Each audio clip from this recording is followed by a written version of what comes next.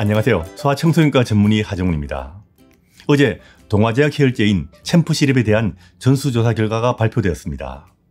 5개 중에 1개 정도에서 진균이 초과된 것으로 나왔습니다. 당연히 이건 잘못된 것이고 시정돼야 될 것입니다. 그리고 이런 일이 다시는 없어야 할 것이고 그 조치에 대해서는 국가가 알아서 할 것입니다. 이 제품이 시장 점유율이 높아서 열 날 때마다 먹인 부모들이 많을 겁니다. 그래서 걱정하는 부모들도 있을 거고요.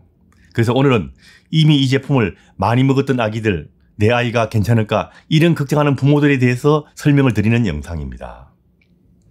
챔프 해열제에 진균이 검출된 경우 검출된 진균의 종류와 양이 문제가 될 겁니다. 이번에 전수조사 결과 발표된 내용으로 봐서는 병을 일으키는 진균 종류는 아닌 것으로 보여지고요. 검출된 진균의 양이 허용치에 비해서 너무 많은 것이 문제가 될 것입니다.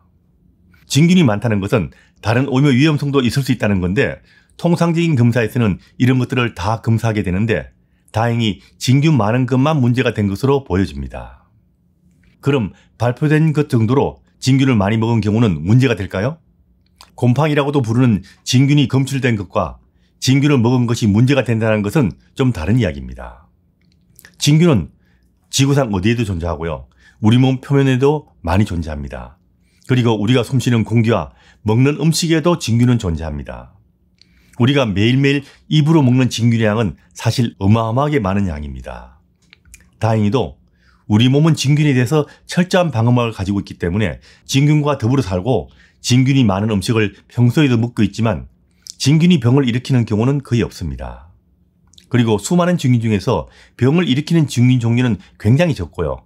병을 일으키는 경우도 피부병이 대부분이고 입으로 먹어서 전신적인 문제를 일으키는 경우는 보통 아이들이라면 굉장히 드물다고 보시면 됩니다.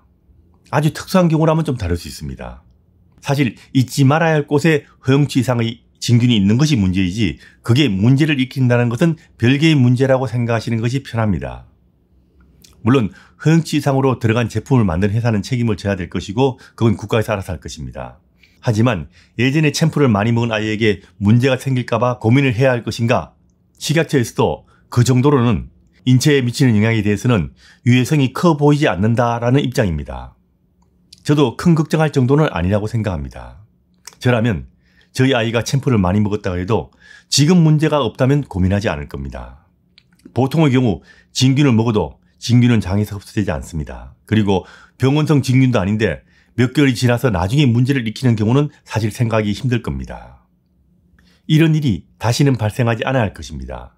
하지만 이미 먹은 아이는 지금 다른 이상이 없다면 너무 걱정하지 않으셔도 될 거라고 저는 생각합니다.